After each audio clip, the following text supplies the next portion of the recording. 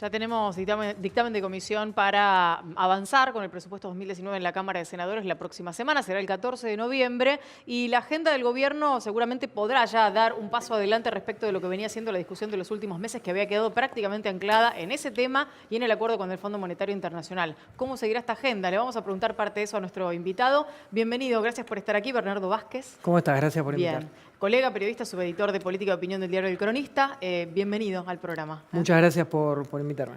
Bueno, en primer lugar esto, ¿no? Lo de la agenda del gobierno. Sí. ¿Por dónde va a pasar? Porque la verdad es que resta un poquito menos de un año para las elecciones. Estamos pensando que las primarias van a ser en agosto, con lo cual estamos con menos de un año de tiempo de la campaña, que en parte parecería haberse lanzado. Pero digo, ¿cuáles van a ser esos temas centrales? Sí, me parece que faltan todavía 9 meses, que es un tiempo bastante importante para las PASO.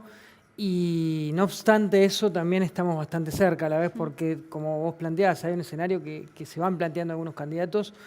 Yo hoy particularmente creo que el único candidato confirmado, y hoy lo ha afirmado de nuevo, es el presidente Mauricio Macri. Lo ha dicho en una entrevista que mantuvo con una radio de Catamarca. Y a partir de eso me parece que el gobierno está empezando a construir de nuevo un Macri de campaña, de a poquito, mientras la coyuntura lo permite. Sí. Porque hasta ahora la verdad la situación económica no lo favoreció, y me parece que a partir de octubre sí ha podido cambiar el temario de la agenda con diferentes cuestiones, lo fue moviendo, y hoy sí ya se puede empezar a pensar en un arranque de campaña, sobre todo para el gobierno. En otros temas. Te propongo que escuchemos cómo lo decía el presidente en la radio de Catamarca en esas declaraciones, cómo se ponía de alguna manera a disposición de la población para un segundo mandato.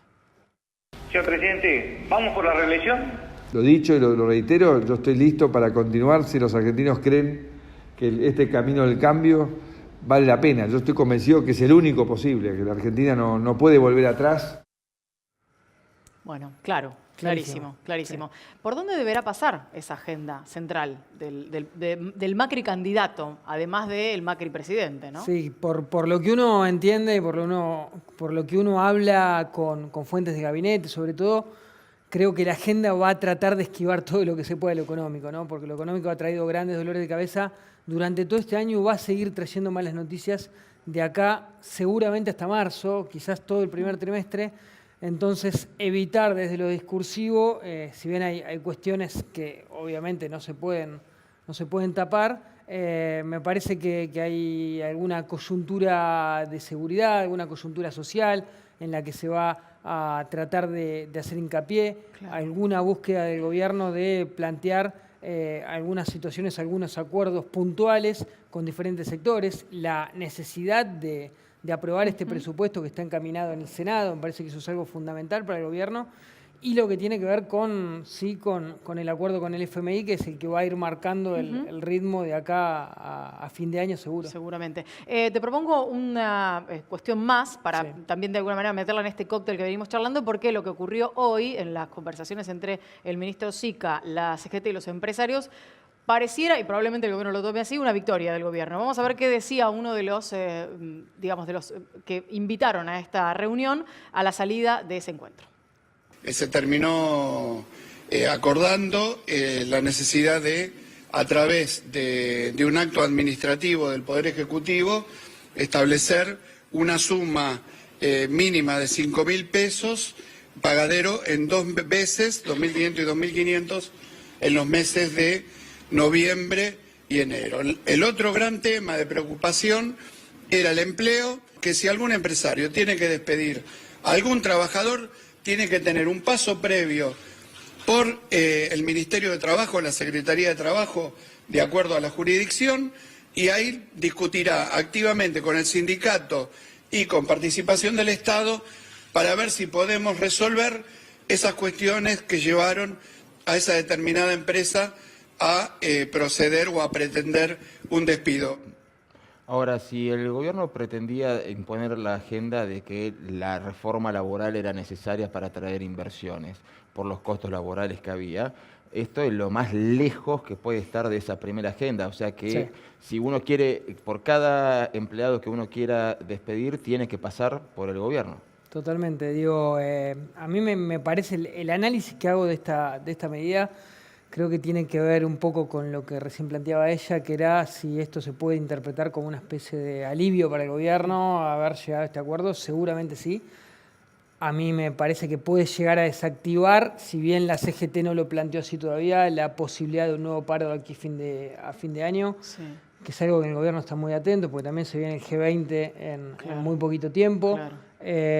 Y creo que de esta manera, resolviendo la cuestión, si bien no se resuelve claramente con un bono, de alguna manera puede dar alguna certidumbre más en lo económico, sobre todo en lo que se espera. Puede llegar a ser un diciembre bastante convulsivo, como todos los diciembres y sobre todo el del último año.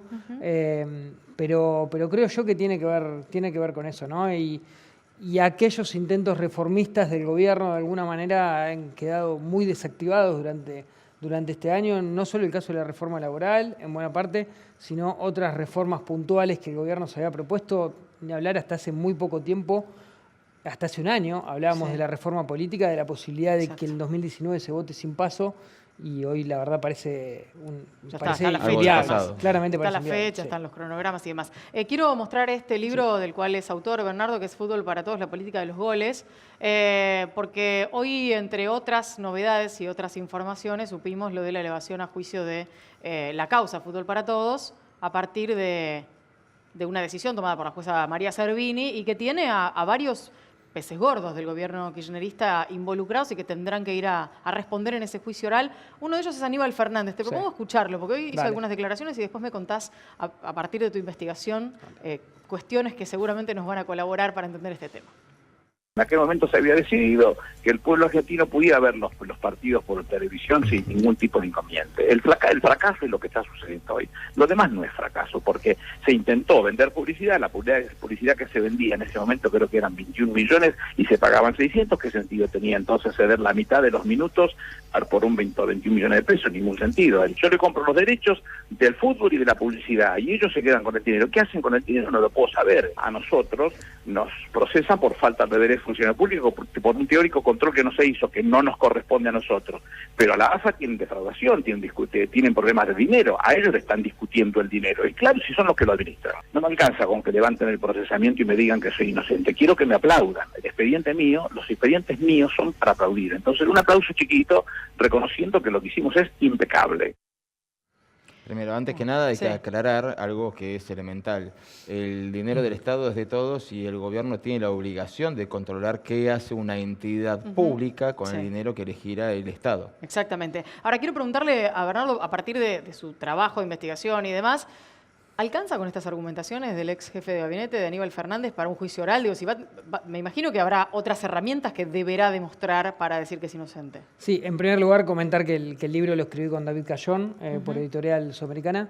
Y después, respecto al rol de Aníbal Fernández, creo yo que tiene principal relevancia todo lo que tuvo que ver en su participación como jefe de gabinete en dos tandas, porque fue al principio el Fútbol para Todos y también al final, en dos periodos distintos, pero también por lo que Aníbal representaba en el fútbol. Aníbal era dirigente de Quilmes. Así es.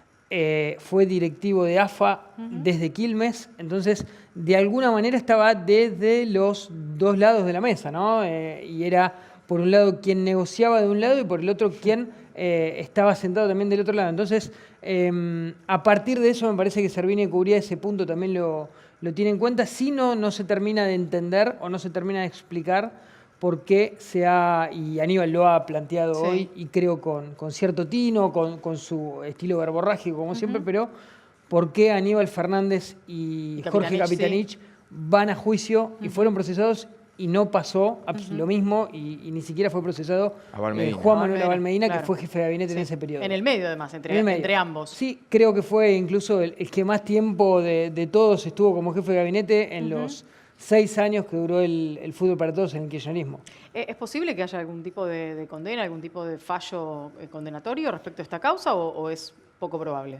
Puede haber, me parece a mí que hay, la lupa está observada puntualmente un poco en lo que planteaba recién él, Nicolás, y que tiene que ver con el uso de estos fondos, ¿no? De qué manera se utilizaron y también poner el foco en, quizás hoy parece un número irrisorio comparado en parte con otros gastos o con otras partidas presupuestarias que puede hacer frente el Estado, pero durante 6 años y durante un año del macrismo se gastaron más de 10.000 millones de pesos en el fútbol para todos. Digo, Pero ese dinero... con un dólar oficial a 5 o 6 pesos. A 5 o Claro, 6 pesos, claro. 8 pesos promedio, pongámosle. Sí.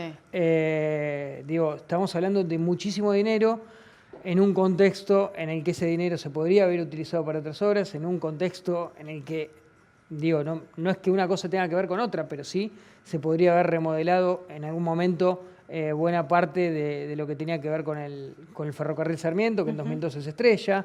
Digo, Sí. ha pasado de todo en la Argentina y ese dinero hubiera sido muy útil, probablemente para utilizarse de otra manera. Nadie discute que, la verdad, como aficionado incluso estaba buenísimo poder Claro, ver claro. los partidos por la TV pública, pero la verdad no parecía lo más Una urgente prioridad.